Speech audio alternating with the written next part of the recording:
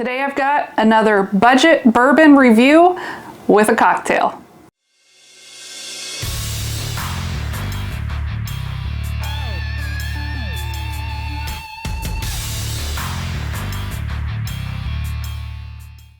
Hi friends, I'm Laura, this is Baker Drinks, and today we are going to review the Jim Beam Black 7-year. So this is pretty new, budget friendly, $24 bourbon.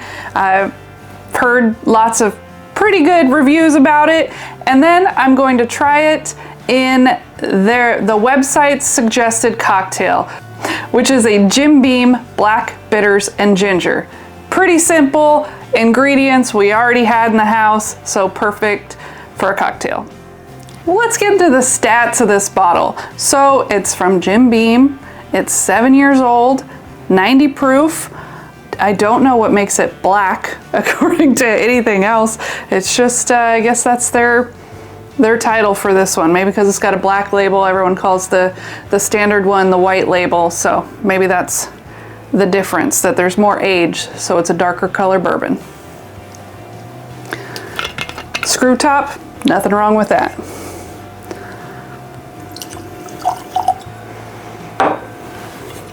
They're already telling me on the label what I should expect in the flavor: golden caramel, rich oak, and vanilla. Well, that sounds like bourbon, so I definitely do expect to taste those things. Not a bad color for a $24 bottle of whiskey. And remember, I live in Washington, so it's possible that it's even cheaper in other places, but let's get into it.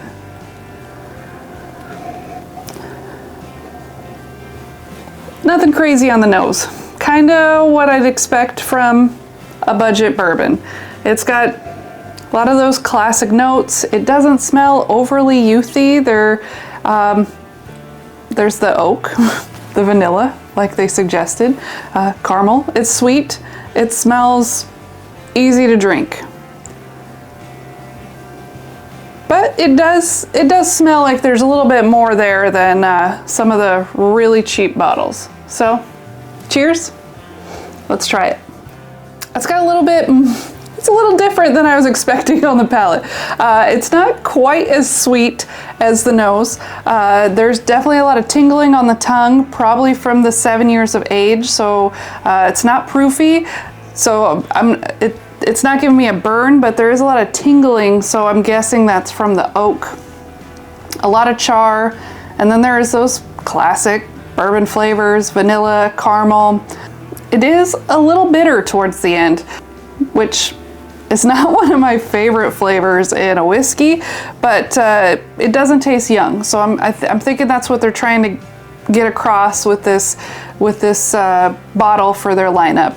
It's an older version of what they already produce. There's a little bit of nuttiness, but I'm not getting that Jim Beam nuttiness that I get on like the white label bottle.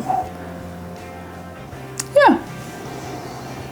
It's not my favorite budget bottle, but it's not my least favorite either. It's kind of middle of the road there. There is definitely a lot going on for this type of a bottle.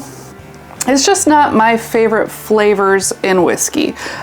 So if you like a lot of that char, a little bitterness, not quite so sweet bourbon, this one might be for you.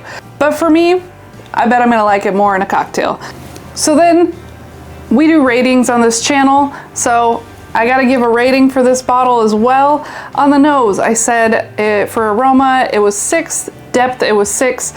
It's their classic bourbon, but it's just not giving me a whole lot, probably because of the proof point. On the palate, I said flavor was a 6, again, because I don't really like that charred bitterness that it has. Feel 7, because there is that little bit of tingling, so it's a little bit step above just a thin whiskey.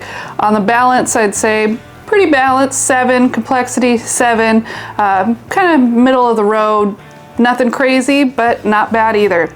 On the finish, I said the flavor was a 6, again because of the bitterness, took it down a point. The length, I gave it a 7 because it's a decent length. Nothing crazy with a low proof, but it does have a decent length to it. And then overall, I gave it an impression of a 7. I thought it was a pretty good whiskey, nothing crazy, nothing terrible. And then value, I gave it a 9. Probably could have been a 10 with the price, but because I don't love it, I can't just give it a 10 on that. So it dropped down a point, which gives it a total of a 68, which makes it perfect for a mixed drink for me.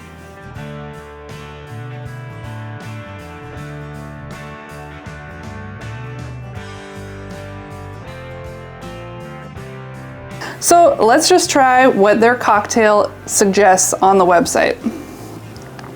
It's called the Black Bitters and Ginger. It's 1 part Jim Beam, 2 parts ginger ale, splash of bitters, and then it says a slice of citrus over ice. Well, I don't have any citrus today, so we'll just skip that part, but I think it'll be fine without it. Cheers. Oh, now I like that addition of the dash of bitters. When I drink a cocktail or a mixed drink, whatever you want to call it, a lot of times I do gravitate towards a whiskey and ginger ale or like a mule with the ginger beer. But I do like the extra addition of the bitters. It changes the flavor. It makes it seem a lot more complex and like you're getting something special, which if you're gonna get those flavors with a budget bottle, perfect. So I definitely suggest this cocktail. Use whatever bourbon you want, but super simple. Cheers. Thanks for watching. If you like this content, I have quite a few other videos of budget bottles with cocktails included. Cheers. Have a great day.